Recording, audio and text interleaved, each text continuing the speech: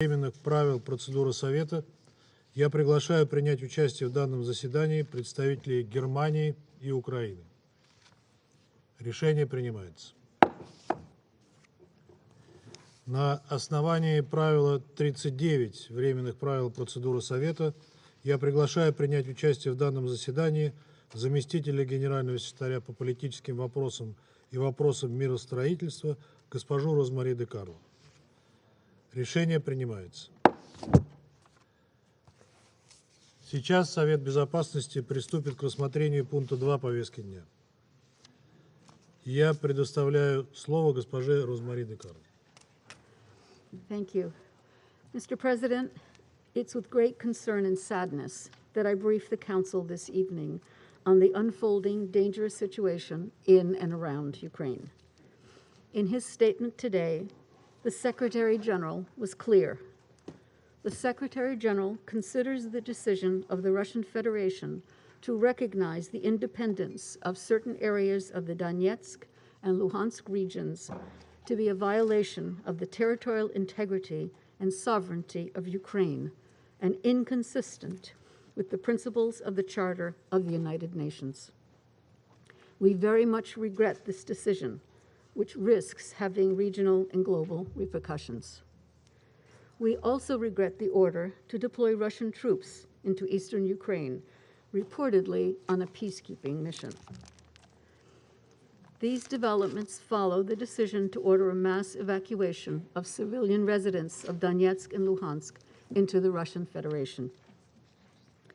We are concerned by the escalating shelling across the contact line, reportedly leading to a number of casualties.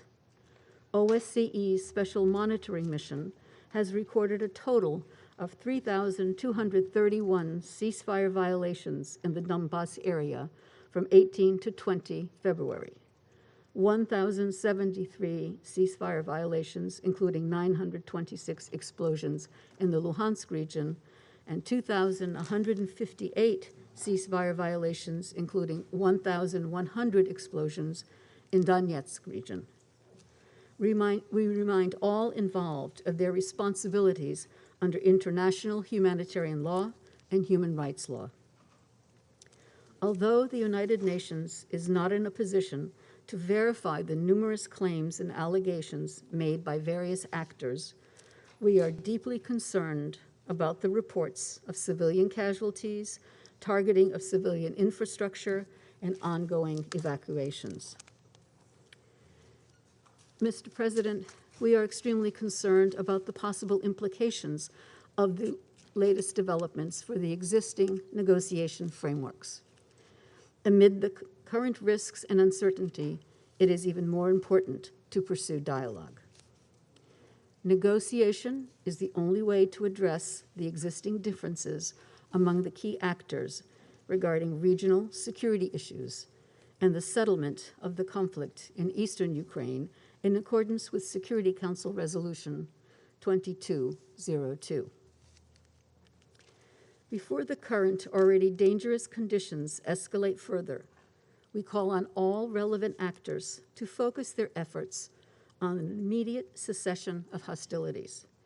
Civilians and civilian infrastructure must be protected, and actions and statements that may worsen the situation must be avoided. Over the past few weeks, key actors have been engaged in intense diplomatic efforts to avert a new eruption of conflict in the heart of Europe. The Secretary General fully supports these efforts and has deplored even the possibility that a new conflict could break out. Mr. President, we are committed to our long-term partnership with Ukraine, a founding member of the United Nations, as it continues to pursue the democratic reform agenda 30 years after independence.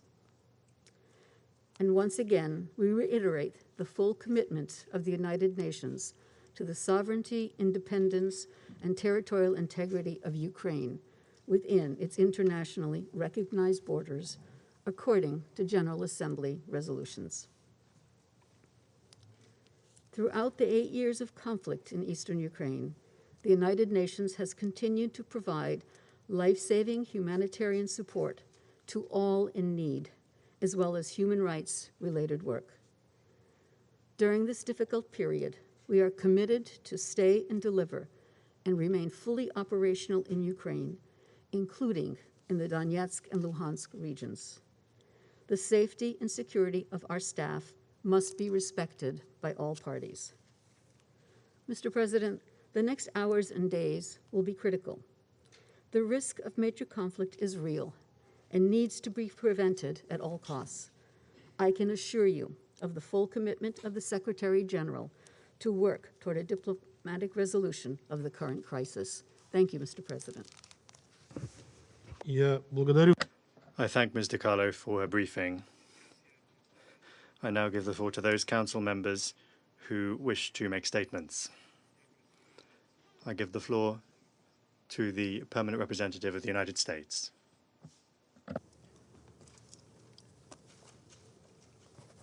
Thank you, Mr. President. Since World War II, the United Nations Charter, the key tenets of which this Council is mandated to uphold, has stood as a bulwark to the worst impulses of empires and autocrats. Earlier today, Russia's President Vladimir Putin announced that Russia will recognize as independent states the so-called DPR and LPR regions, the sovereign territory of Ukraine, an area controlled by Russia's proxies since 2014. He has since announced that he will place Russian troops in these regions. He calls them peacekeepers. This is nonsense. We know what they really are.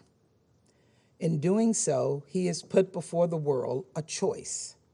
We must meet the moment, and we must not look away. History tells us that looking the other way in the face of such hostility will be a far more costly path. Russia's clear attack on Ukraine's sovereignty and territorial integrity is unprovoked. It is an attack on Ukraine's status as a UN member state. It violates a basic principle of international law, and it defies our charter. What is more, this move by President Putin is clearly the basis for Russia's attempt to create a pretext for a further invasion of Ukraine. The consequences of this action will be felt far beyond Ukraine's borders. We do not have to guess at President Putin's motives. Today, President Putin made a series of outrageous false claims about Ukraine aimed at creating a pretext for war, and immediately thereafter announced Russian troops are entering the Donbass. He claimed that Ukraine is seeking nuclear weapons from the West. This is not true. Ukraine is in fact one of only 4 countries to have voluntarily surrendered their nuclear weapons. The United States and our allies have no intention of supplying nuclear weapons to Ukraine, and Ukraine doesn't want them. And then President Putin asserted that Russia today has a rightful claim to all territories from the Russian Empire, the same Russian Empire from before the Soviet Union, from over 100 years ago. That includes all of Ukraine.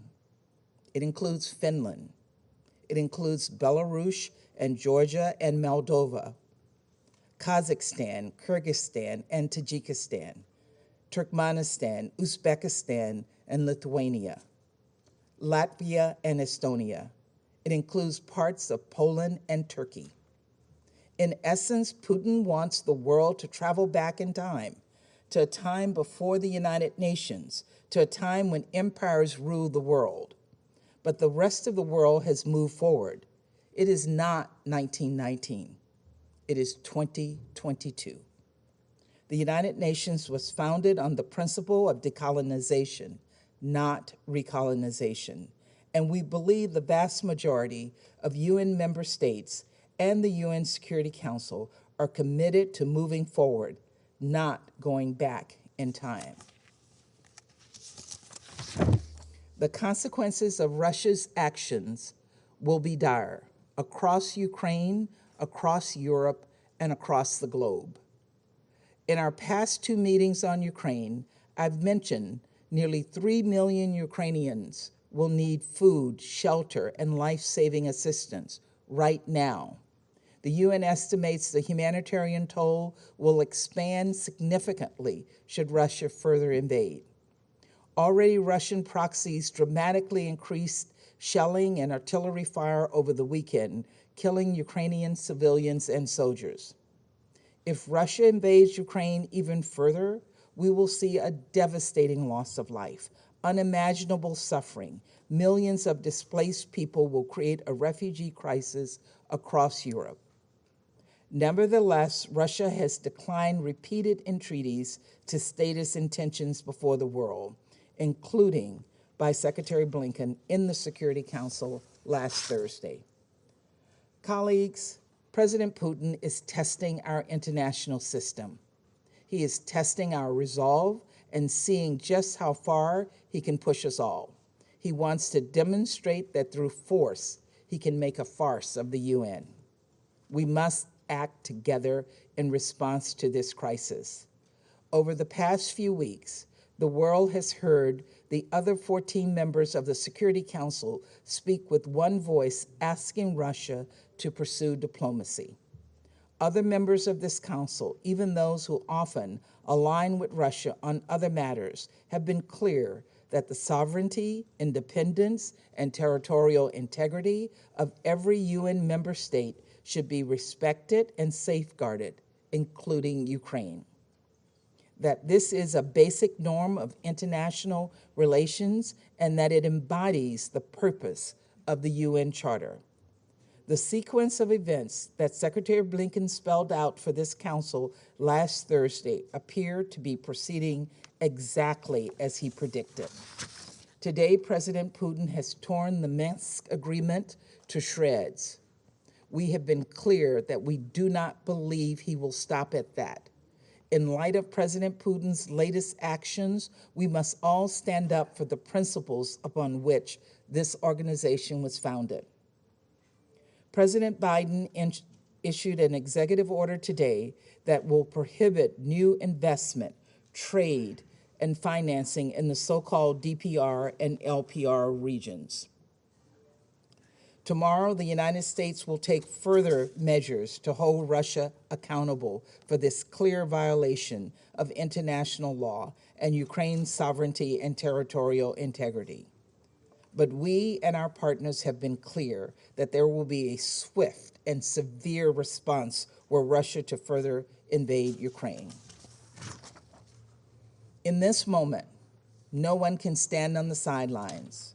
We must make it clear that an attack on Ukraine is an attack on the sovereignty of every UN member state and the UN Charter, and that it will be met with swift and severe consequences. We continue to believe that the diplomatic table is the only place where responsible nations resolve their differences. That is the only place to preserve peace. Thank you, Mr. President. I thank the representative of the United States for their statement.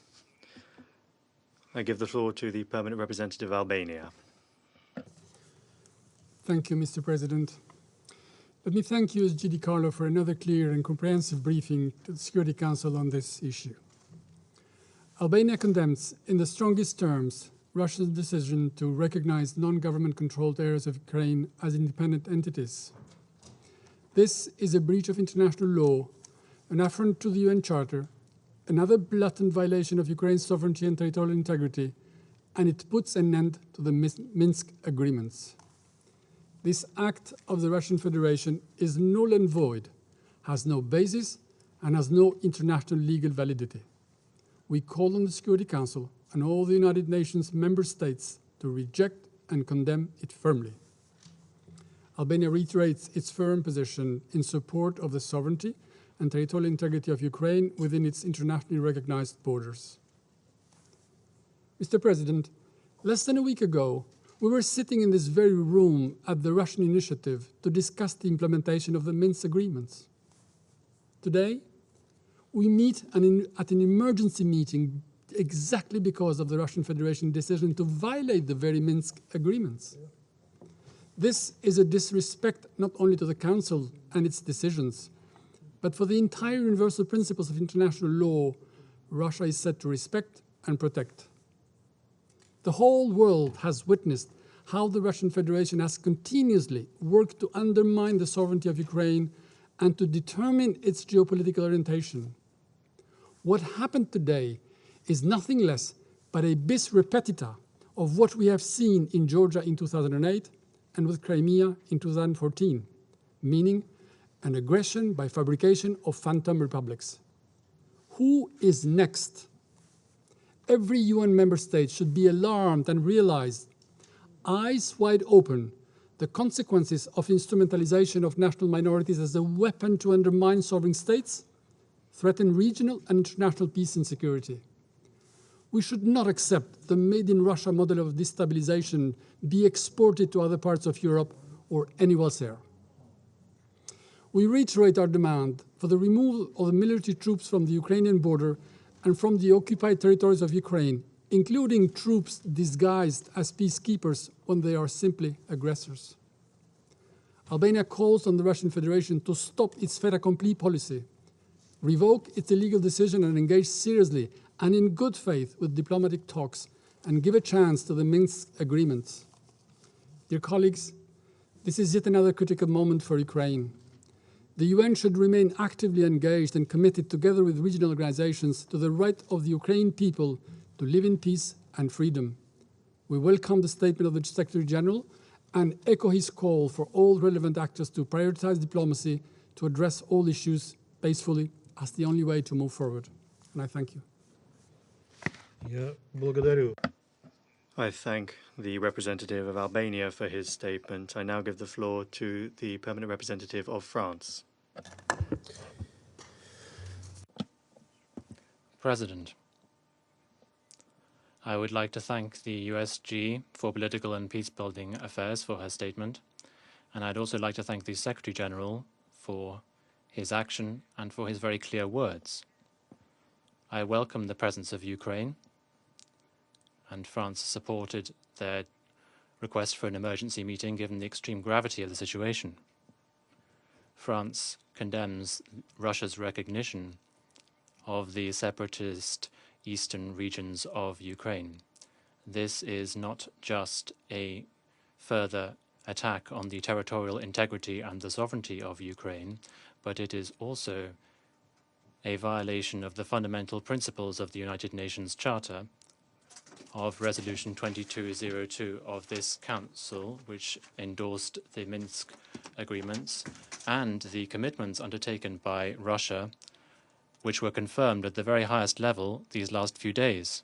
On the 17th of February, the Russian representative publicly acknowledged before this Council that there is no alternative to the Minsk agreements and that they were the only internationally recognized legal basis to solve the conflict in Ukraine. But today, the reality is quite different. Russia is choosing the path of confrontation in spite of the incessant efforts to achieve a de-escalation over the last few weeks and the last few days, notably by President Macron working with the German Chancellor. We are continuing these efforts, and we call on Russia to match its words with its deeds when it claims to be in favor of dialogue, and to go back on its decision to recognize the separatist entities. With our European partners, we are preparing targeted sanctions against those who took part in this illegal decision. In the context of the heightened tensions on Ukraine's borders provoked by the strengthening of Russian military activity, we are concerned by this additional step in the destabilization by Russia and by the threat that weighs on European security. France welcomes the restraint that Ukraine has shown in these difficult circumstances. We express our full solidarity with the people and the government of Ukraine.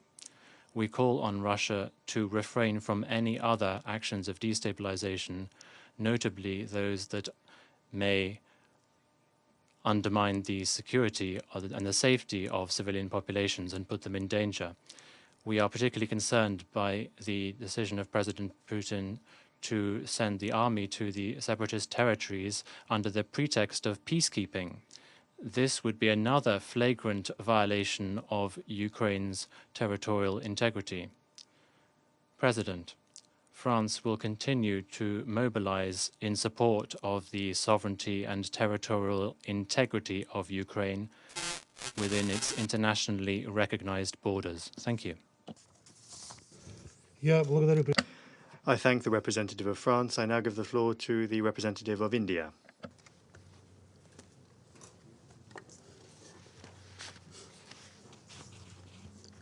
Thank you, Mr. President. Let me begin by thanking Undersecretary General Rosemary DiCarlo for her briefing. We have been closely following the evolving developments relating to Ukraine, including developments along the eastern border of Ukraine and the related announcement by the Russian Federation. The escalation of tension along the border of Ukraine with the Russian Federation is a matter of deep concern. These developments have the potential to undermine peace and security of the region. We call for restraint on all sides. The immediate priority is de-escalation of tensions, taking into account the legitimate security interests of all countries and aimed towards securing long-term peace and stability in the region and beyond. We are convinced that this issue can only be resolved through diplomatic dialogue. We need to give space to the recent initiatives undertaken by parties which seek to diffuse tensions. In this context, we welcome the intense efforts underway, including through the Trilateral Contact Group and under the Normandy format.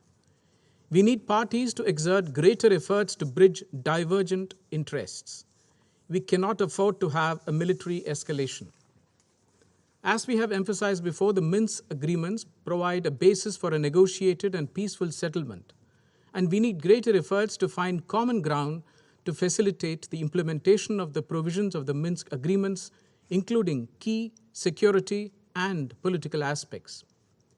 As we have time and again emphasized, constructive diplomacy is the need of the hour to avoid scaling up of tensions. The safety and security of civilians are essential. More than 20,000 Indian students and nationals live and study in different parts of Ukraine, including in its border areas. The well-being of Indian nationals is a priority to us. In conclusion, we strongly emphasize the vital need for all sides to maintain international peace and security by exercising the utmost restraint and intensifying diplomatic efforts to ensure that a mutually amicable solution is arrived at the earliest. I thank you. Я благодарю. I thank the representative of India for his statement.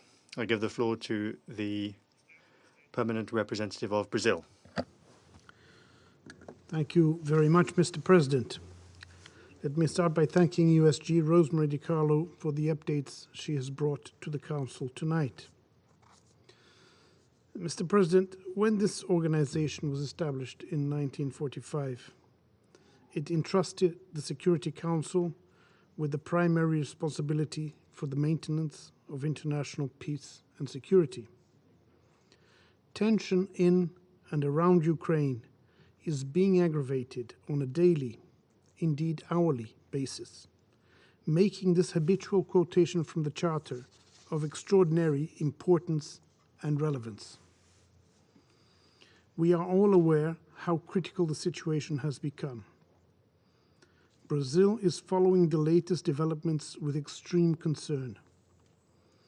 In the present circumstance, we in this Council, in representation of the international community, must reiterate calls for immediate de-escalation and our steadfast commitment in support of political and diplomatic efforts to create the conditions for a peaceful solution to the crisis.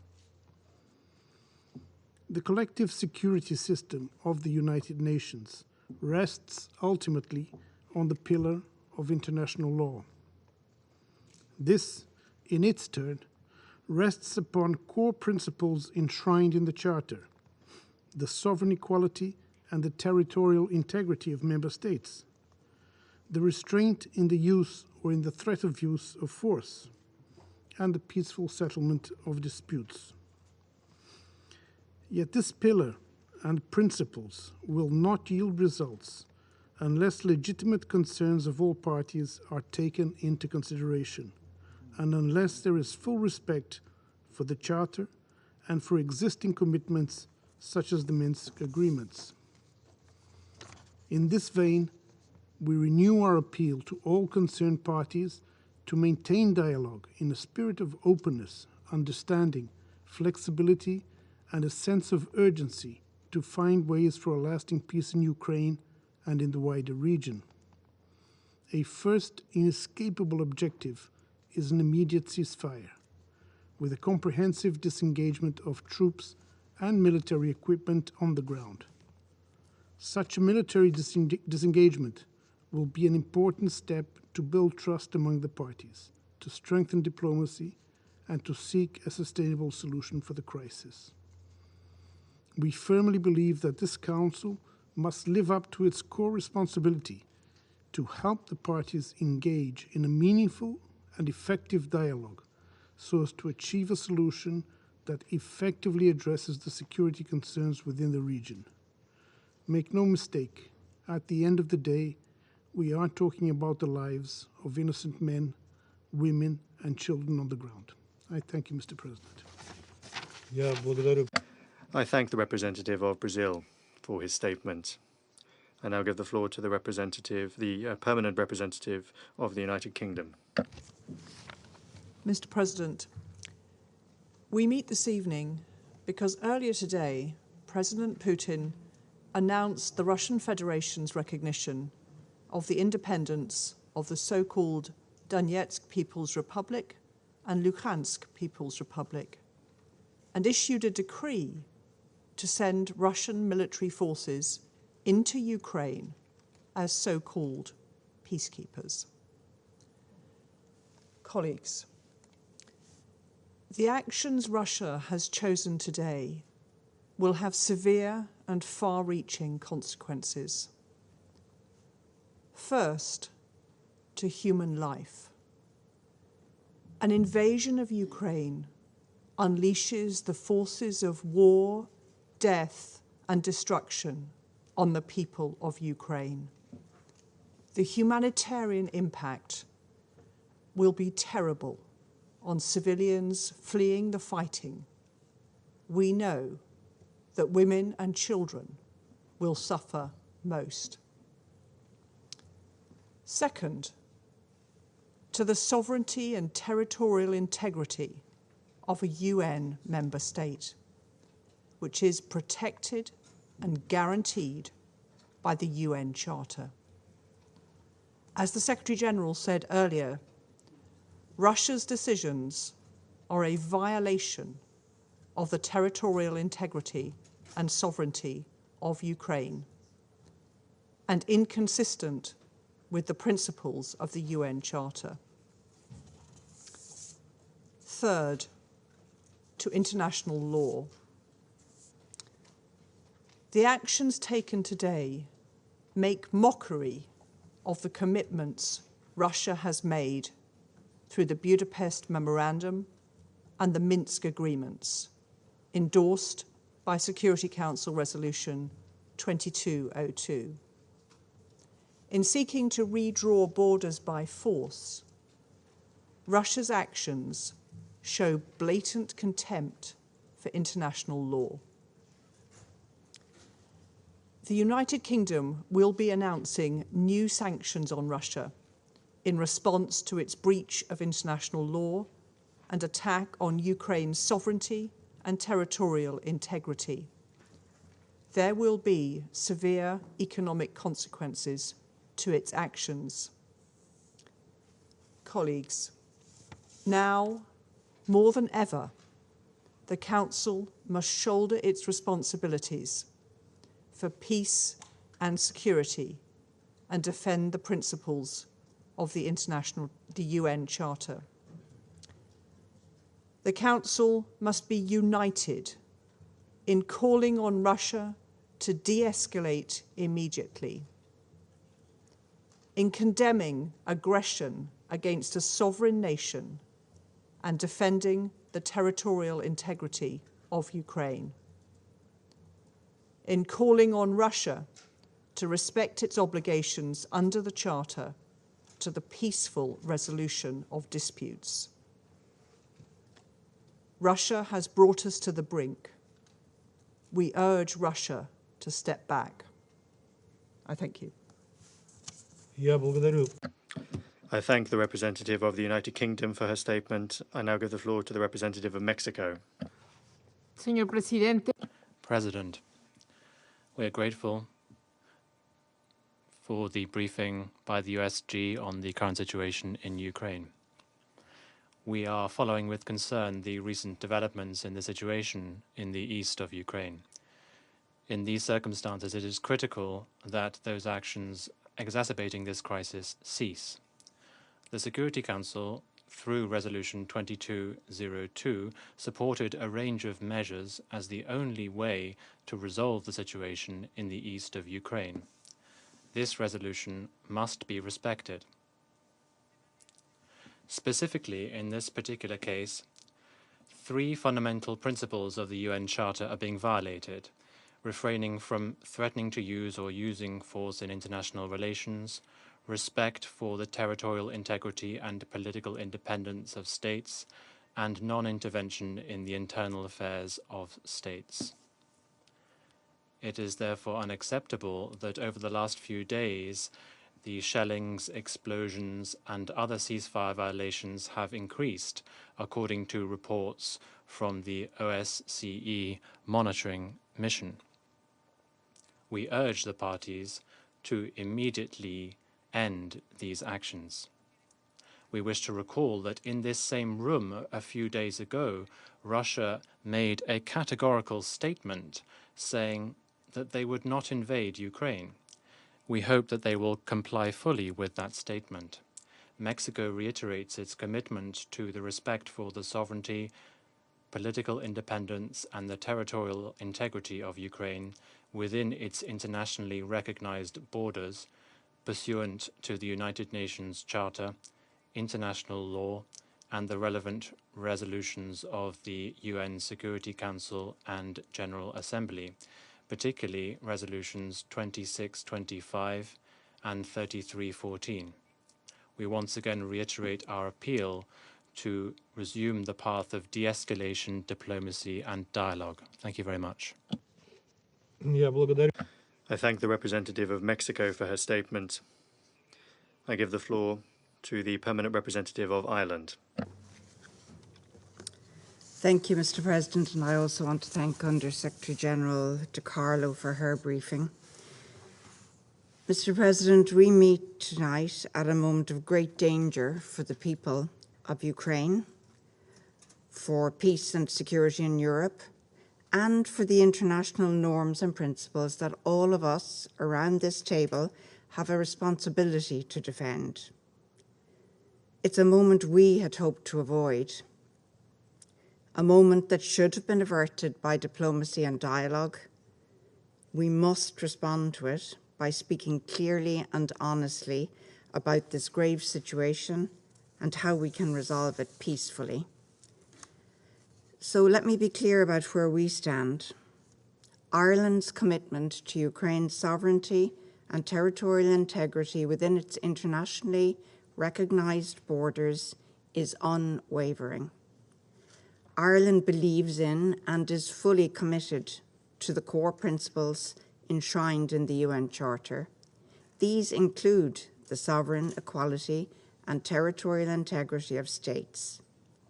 Ukraine has the same fundamental right as every other sovereign and independent state to choose its own foreign policy and to ensure the security and defence of its own territory. The commitments we make as members of the UN are binding on every one of us, no exceptions. Mr. President, last Thursday, during the meeting organised by the Russian Federation on the Minsk agreements, we heard from Deputy Minister Vershinin that the goal of that meeting was for the Security Council to affirm that there was no alternative to this milestone document. We believe that the Council did just that. Yet now, 4 days later, President Putin has decided to recognise as independent entities the non-government controlled areas of Donetsk and Luhansk, and to order troops into those two regions of Ukraine. This is the second time in less than 10 years that the Russian Federation has violated Ukraine's sovereignty and territorial integrity. It is a flagrant violation of international law. In taking this unilateral step, Russia has abandoned the Minsk agreements and cast into doubt all the diplomatic efforts of past weeks. Ireland commends Ukraine for the restraint it has shown in the face of Russia's military build-up at its border and the provocation of the recognition of the Donetsk and Luhansk regions. Ireland, along with our EU partners, supports a clear and unequivocal response to this violation of Ukraine's sovereignty. The Russian Federation's unilateral actions serve only to further raise tensions. Ireland once again calls for calm, de-escalation, and the pursuit of diplomacy. Even if that call has not yet been heard, it's a call worth making again tonight. We need to see sustained and credible moves on the ground toward de-escalation of this crisis. We urge Russia to reverse the recognition, withdraw its military forces, and return to discussions within the Normandy format. Mr. President, all signatories of the Minsk agreements agreed on the need for the OSCE's special monitoring mission's safe and secure access to the entire territory of Ukraine. The mandate of the SMM was agreed by all 57 OSCE participating states. At this sensitive time, it is imperative that the SMM be given the full access agreed in its mandate. We commend those who have engaged in dialogue and urge them to redouble their efforts to seek a peaceful resolution to this perilous situation. We owe nothing less to the people of Ukraine. We call on all parties to ensure the protection of civilians, as well as refraining from any actions that would escalate the situation. Mr. President, Ukraine has already endured 8 years of bitter conflict with over 14,000 lives lost. The people of eastern Ukraine, in particular, have suffered from years of insecurity, humanitarian crisis, and human rights violations and abuses. This Council and its members have the responsibility to work to resolve this conflict, rather than yield to a grim new chapter which will inflict further misery on Ukraine and its people. This is the time to show the courage to pull back from the precipice and return to dialogue and diplomacy. Mr. President, we all need to demonstrate our faith in the value of diplomacy tonight. Thank you.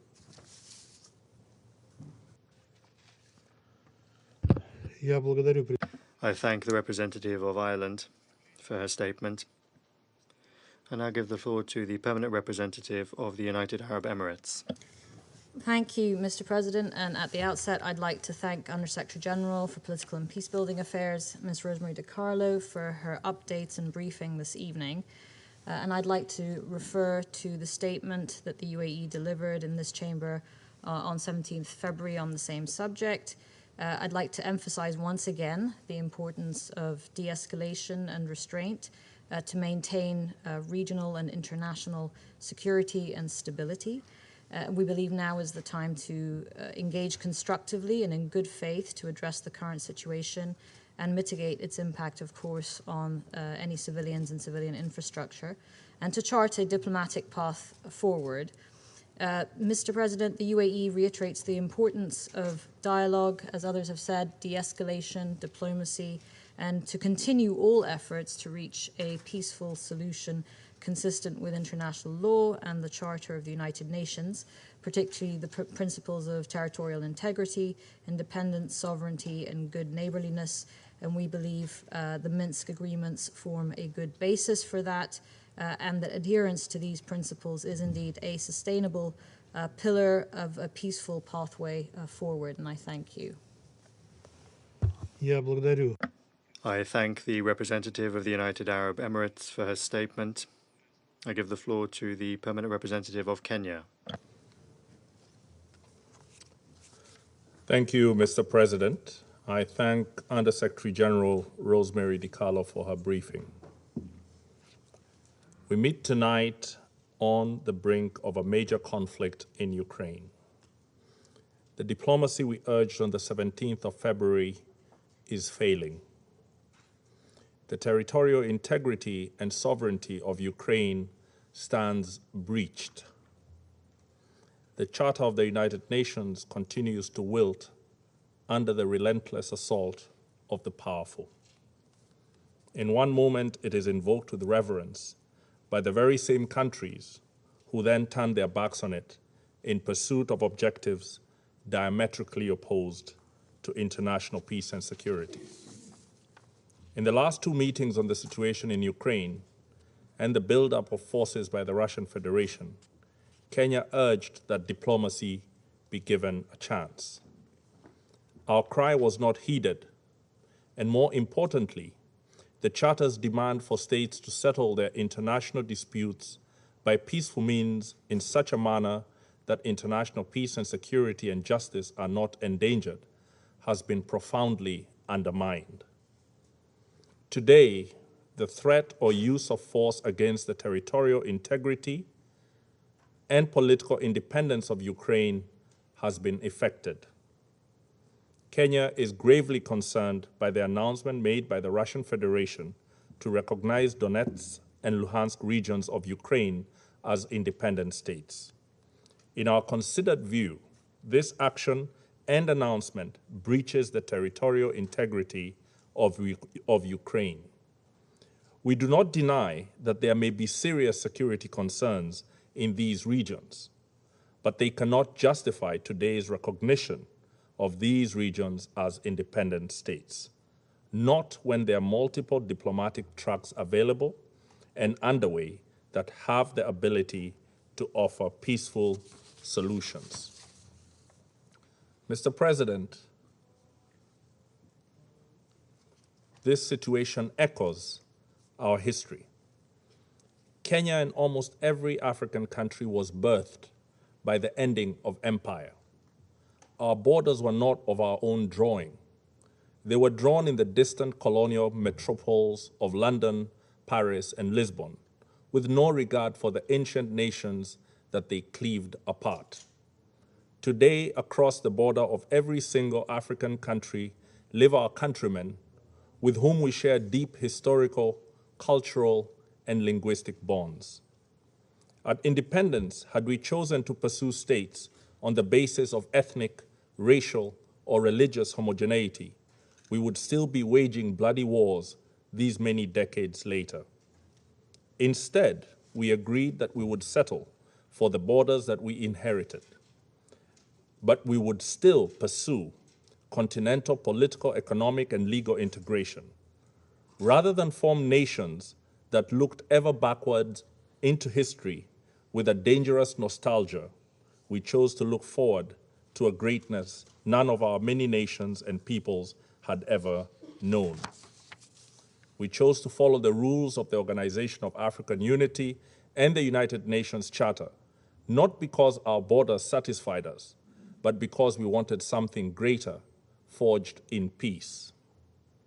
We believe that all states formed from empires that have collapsed or retreated have many peoples in them yearning for integration with peoples in neighboring states.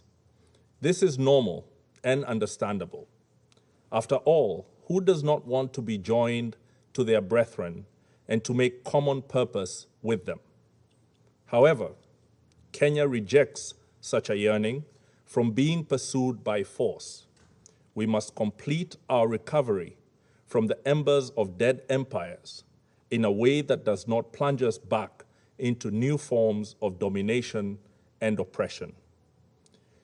We rejected irredentism and expansionism on any basis, including racial, ethnic, religious, or cultural factors.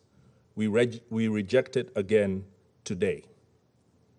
Kenya registers its strong concern and opposition to the recognition of Donetsk and Luhansk as independent states. We further strongly condemn the trend in the last few decades of powerful states, including members of this Security Council, breaching international law with little regard. Multilateralism lies on its deathbed tonight. It has been assaulted today as it has been by other powerful states in the recent past. We call on all members to rally behind the Secretary General in asking him to rally us all to the standard that defends multilateralism. We also call on him to bring his good offices to bear to help the concerned parties resolve this situation by peaceful means. Let me conclude, Mr. President, by reaffirming Kenya's respect for the territorial integrity of Ukraine within its internationally recognized borders. Thank you. Я благодарю. I thank the representative of Kenya for his statement. I give the floor to the permanent representative of Ghana. Thank you very much, Mr. President. And I would also begin by, first of all, thanking USG Rosemary DiCarlo for her briefing to the Council. Mr. President, the decision by the Russian Federation to recognize the non-government-controlled regions of eastern Ukraine and to send in troops have stunned the world. Ghana deeply regrets the decision of the Russian Federation to turn its back on the Minsk agreements and the dialogue required to address concerns over the implementation of the agreements.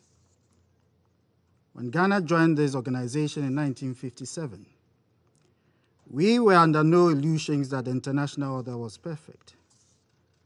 However, we were convinced, and still are, that the principles of sovereign equality of states, which constitute the basis of this organization and our multilateral order, is the veritable foundation for a stable world. We believe that the United Nations represents the best attempt at maintaining peace across the nations, forging relations and cooperation between and among our peoples, and holding forth the prospect of a better tomorrow. It is for this reason that Ghana, like many other members of the organization, has solemnly committed itself to uphold the Charter and international law. We believe that through multilateralism we can improve cooperation to make the world a better place for its citizens and for generations unborn.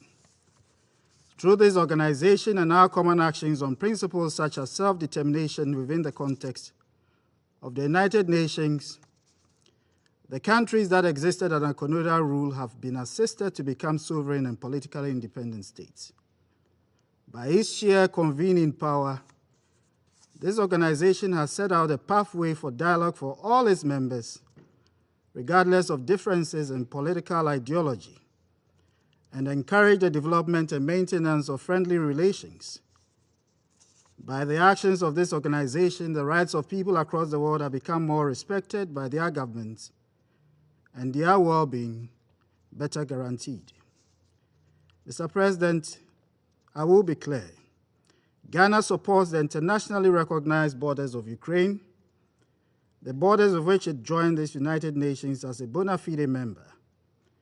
We do not support any actions that violate Ukraine's sovereignty, political independence, and territorial integrity. By our principles, Ghana does not recognize any entity outside of the clear arrangements that have been established by the Charter and the principles of international law for the recognition of states. As an international community, we have pulled back from many dangerous scenarios when logic and reason have prevailed.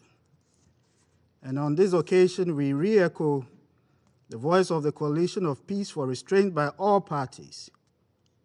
While the sound of war may be loud, the voice of peace runs deeper. We urge restraint on all unsettled but accepted situations across the globe and remind member states of the need to protect the collective security mechanism, which requires adherence to the core principles of the Charter and international law. The true test of greatness lies not in one's ability to use power, but in the capacity to constrain its use when that would be an obvious choice by those of a lesser capacity. We hope that within this Council, and perhaps outside of it too, we shall find a resolution of the existing situation in Ukraine and in a manner that does not impair the mechanisms for peace. While Ghana and other African member states have always held that the use of the veto power is anachronistic and counterproductive to the effective workings of our modern arrangements for maintaining global peace and security, that concern has never been rendered more acute than in situations such as the one we now see. Even though it may be enough on many occasions to say that we are against the actions of a member state, that goes against the international norms. On this occasion, we are all required to do more in reaffirming our common commitment to the purposes and principles of the Charter. Besides the immediate cost of instability, all countries, including the most vulnerable in the developing world, may pay a steep price for the actions that destabilize a part of Europe. As we note with great concern reports of the foreign troops being sent across the borders of Ukraine, we reiterate our continuing concern over the situation of the civilian populations in Donetsk and Luhansk. We urge all parties to strictly comply with the tenets of international law. Mr. President, we may be at the precipice, but we have not fallen over. The path of dialogue and diplomacy still remains. We urge the reversal of escalatory actions and also invite the Secretary General to renew his good offices on the situation in the eastern regions of Ukraine in close coordination with the OSCE and all other relevant partners. I thank you, Mr. President. I thank the representative of Ghana for his statement. I give the floor to the representative of Gabon. Thank you, President. First of all, I would like to thank Ms. De Carlo for her briefing. President, over the last few weeks, we have regularly been called to monitor the situation on the border between Russia and Ukraine, with fears of military action and a ratcheting up of rhetoric by the parties. The call for sovereignty over the separatist regions of Donetsk and Luhansk have sent signals of imminent action. President, today Russia has announced its decision to recognize the sovereignty of the self-declared republics of Donetsk and Luhansk. This decision is heavy with consequence for the sovereignty and territorial integrity of Ukraine, and it also undermines the implementation of the Minsk agreements. Gabon, which is particularly attached to the principles of the territorial integrity and national sovereignty, notes the attack on these essential pillars of international relations. We call on all parties to show restraint and to de-escalate and to adhere to the Pacific settlement of disputes in line with the United Nations Charter, and encourages them to use dialogue and diplomacy to avoid irreparable damage from the crisis. Thank you. I thank the representative of Gabon. I now give the floor to the permanent representative of Norway. President, Let me also thank USG Rosemary DiCarlo for her briefing, and through her, the Secretary General for today's press statement. We are gathered here this evening because of the Russian Federation's violation of the core principle on which this organization is built, the sovereign equality of all its members. Norway strongly condemns the decision by the Russian President to recognize the self-proclaimed People's Republic of Donetsk and People's Republic of Luhansk in eastern Ukraine as independent states. Recognition of the self-proclaimed People's Republic is a clear violation of the Minsk agreements under which Russia recognizes the non-government control areas in eastern Ukraine as part of Ukraine. The Russian Federation, as signatory of the Minsk agreements and as endorsed by Resolution 2202, has made a clear commitment to seek a peaceful settlement to this conflict. And recognition of the self-proclaimed People's Republics runs directly contrary to the work of the Normandy format and the Trilateral Contact Group towards a negotiated peace. Furthermore, Russia's actions constitute a clear violation of international law. It has chosen unilateral action and military threats rather than diplomacy and dialogue. Norway urges Russia, as a party to the conflict, to fulfill its commitments to abide by international law and to return to the path of diplomacy. Russia's continued massive military buildup in and around Ukraine remains an issue of grave concern.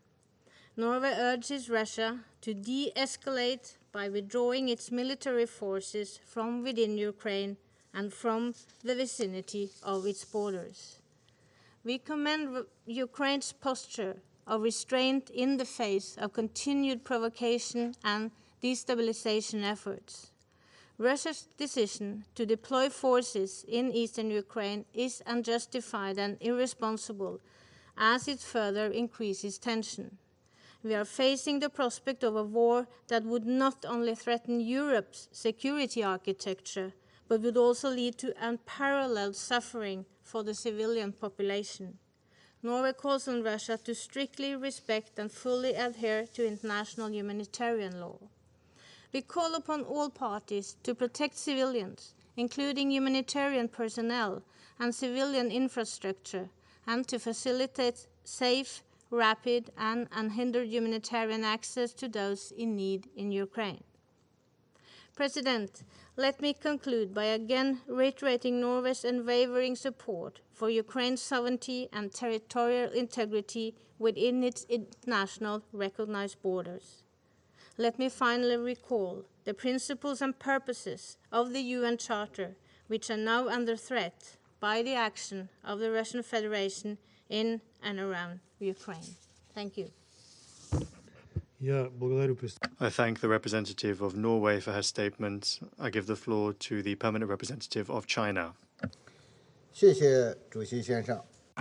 Thank you, Mr. President. Mr. President, China has been paying close attention to the latest developments of the situation in Ukraine. We fully elaborated on our position at the previous two meetings of the Council on this topic. At present, all parties concerned must exercise restraint and avoid any action that may fuel tensions.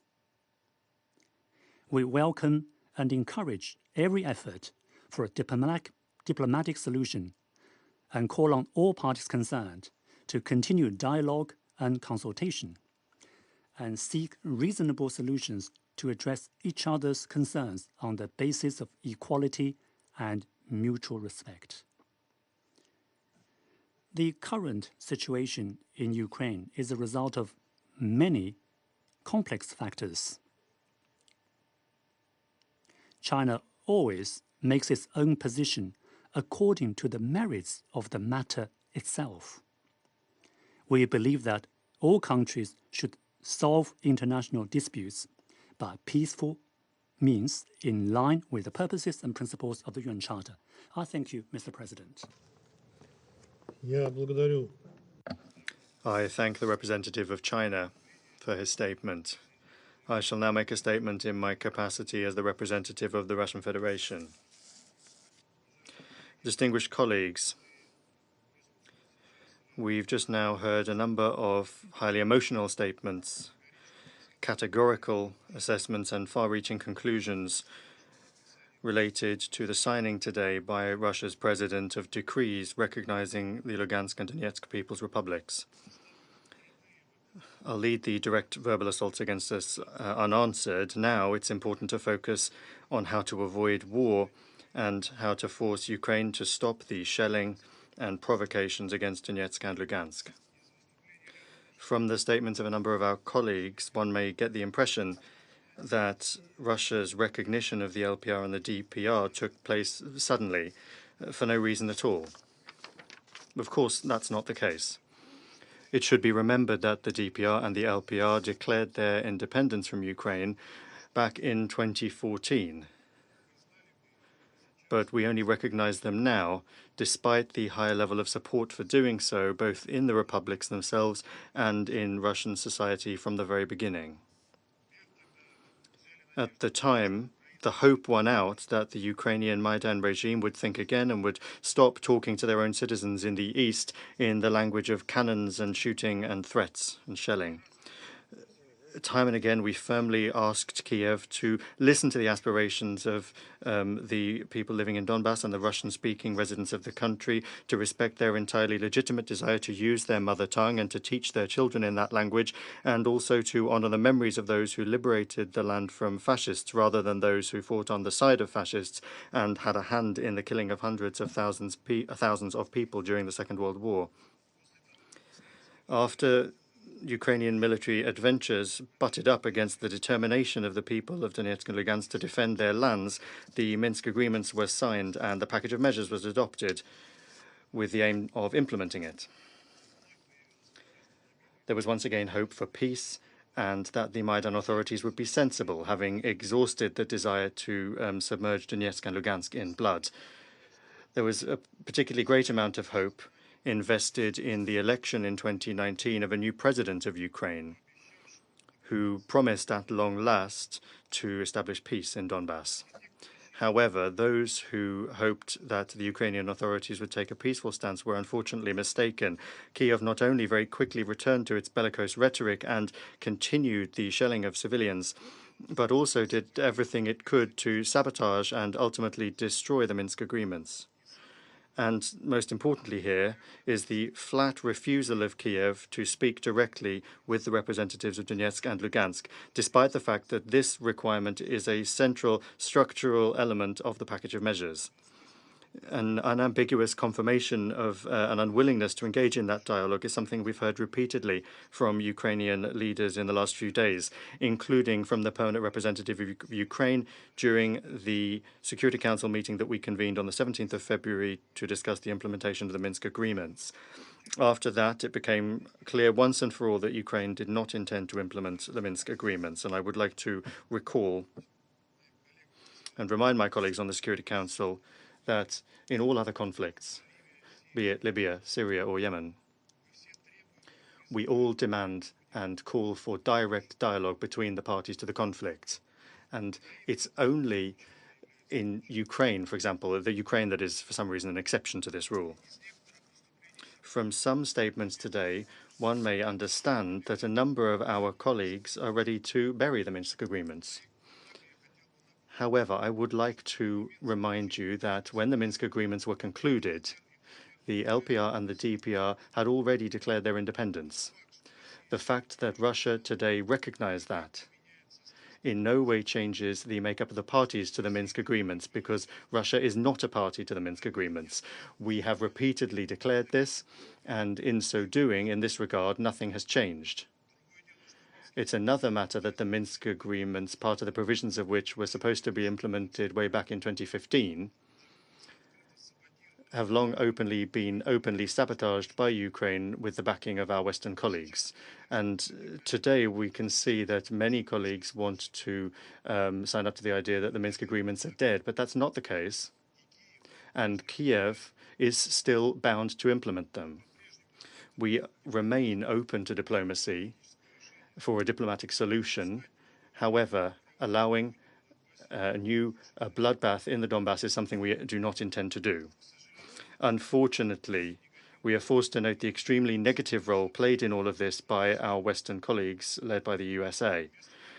Instead of forcing Kiev to implement its obligations, they have merely been openly egging Ukraine on, repeating the meaningless mantra that the obligations under the Minsk Agreement are not being implemented by Russia, which, as we've repeatedly underscored, is not even a party to the Minsk Agreements.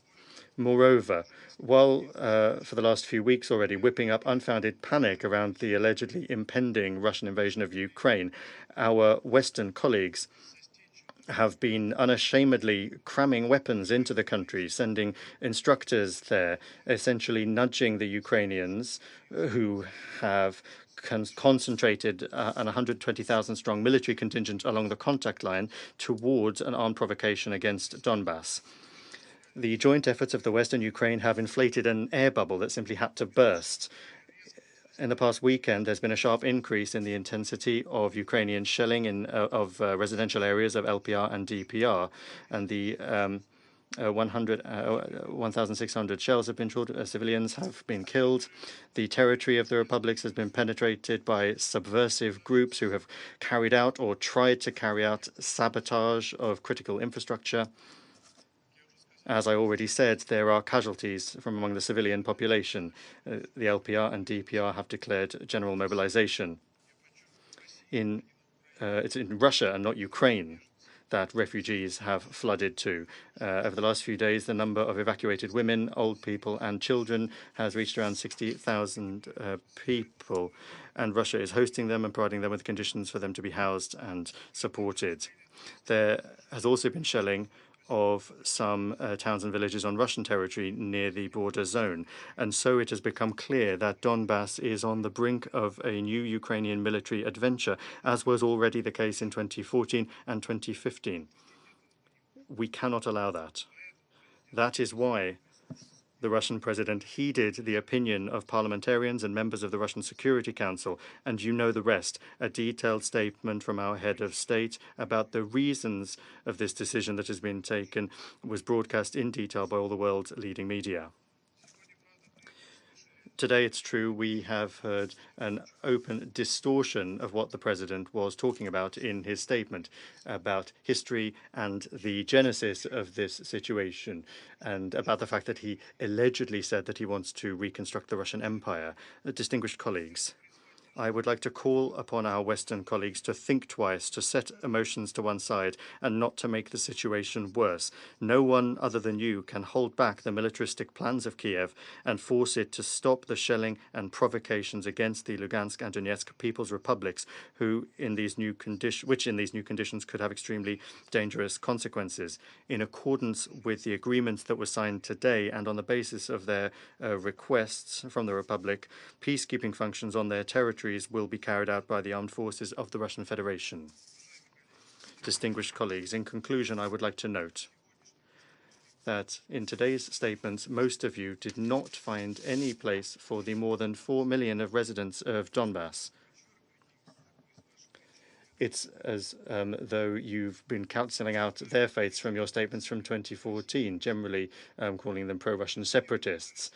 At the same time, you've decided that the illegal coup in 2014 only wanted to discuss with the new authorities how their rights would be upheld. That was all they wanted to do. In the last few days, with the sharp intensification in military activity from the Ukrainian army along the contact line, the lives of hundreds of thousands of women, children, and elderly persons have once again, as in 2014 and 2015, ended up under real threat. And the main aim of our decision was to protect and preserve those people. And that is more important than all of your threats. Thank you. I resume my function as President of the Council. I now give the floor to the Permanent Representative of Ukraine.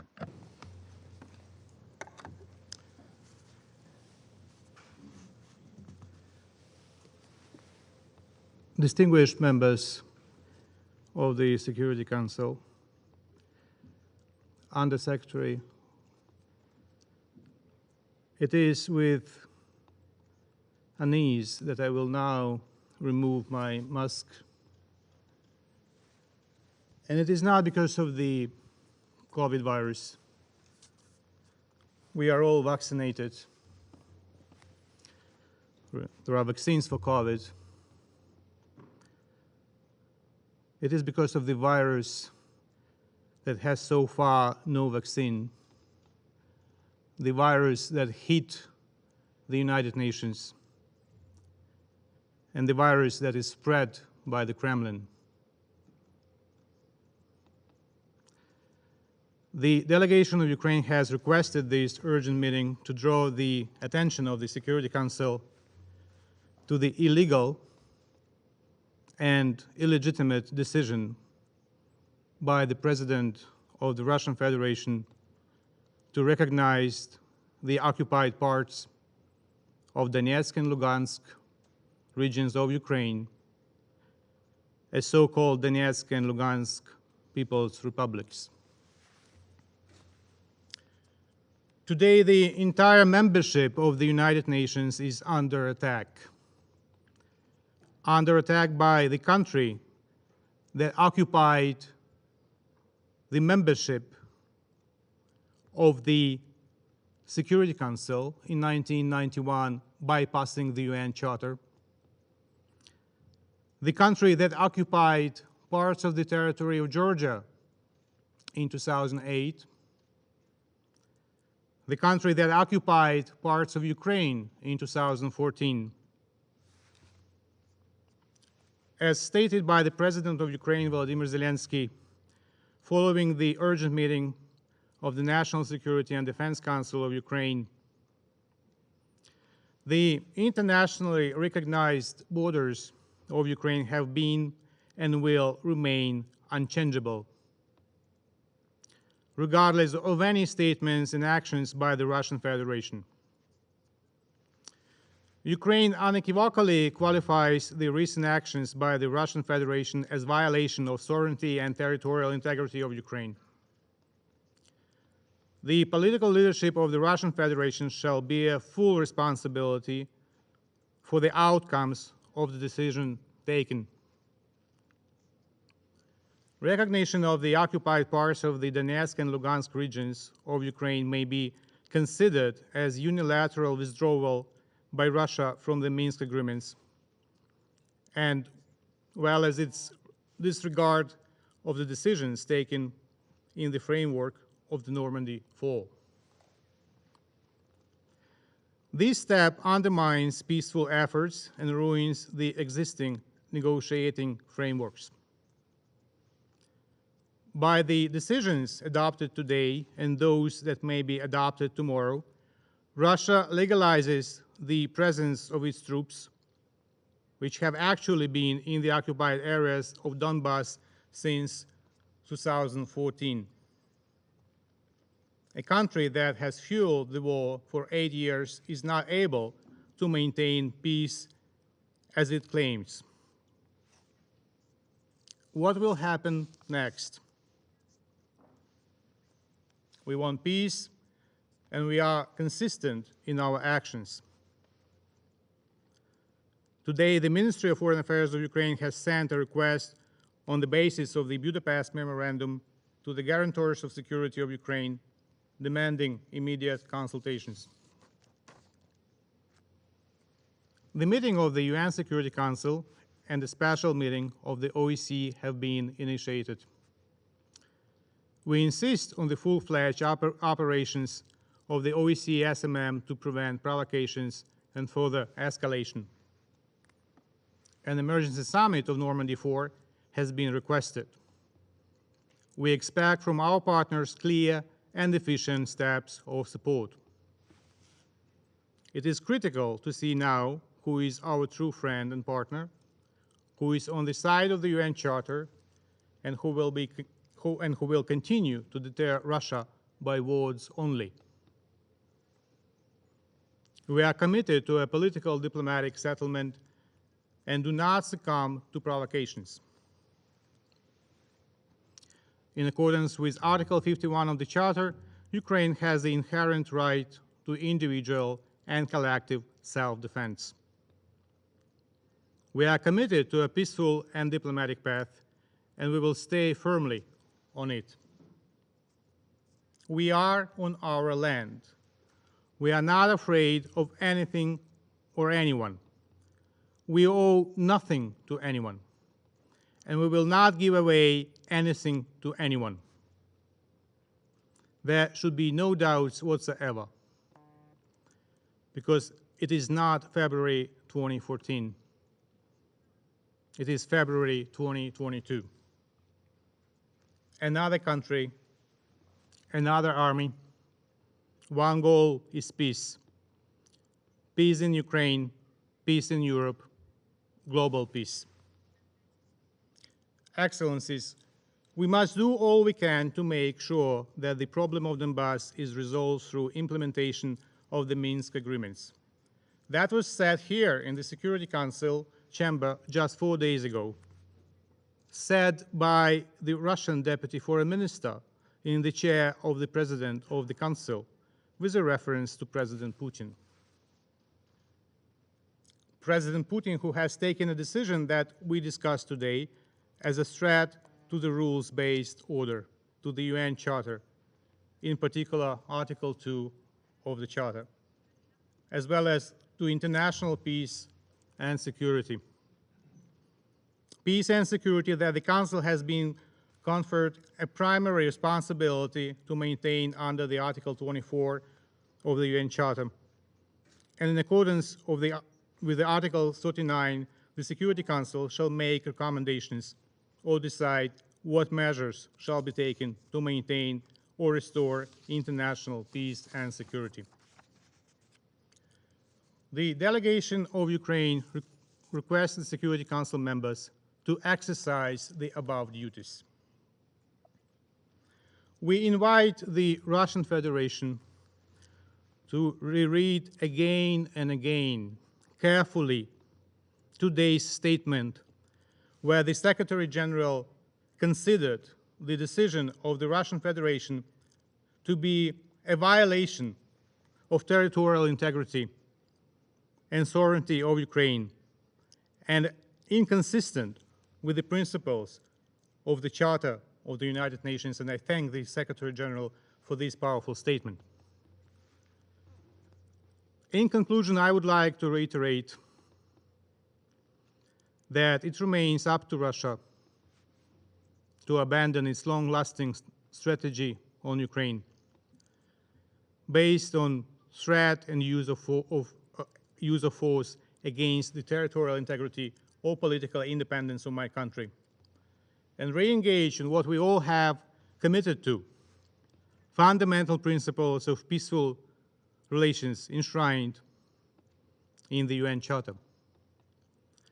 We demand from Russia to cancel the decision on recognition and return to the table of negotiations.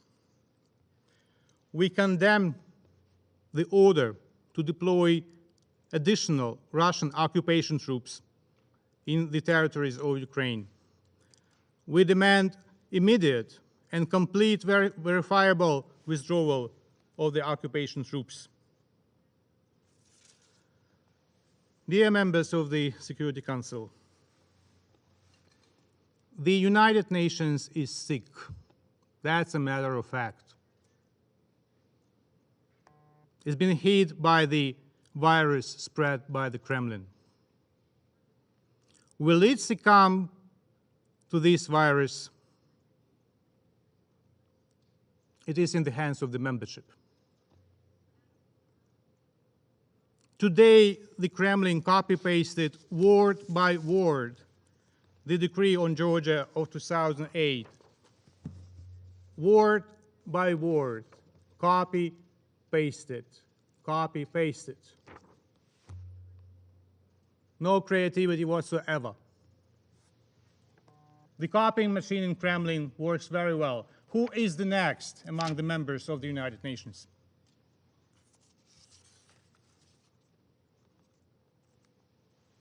The question is open. I thank you.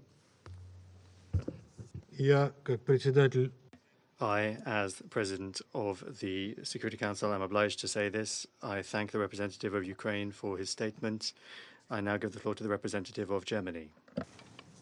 Thank you, Mr. President.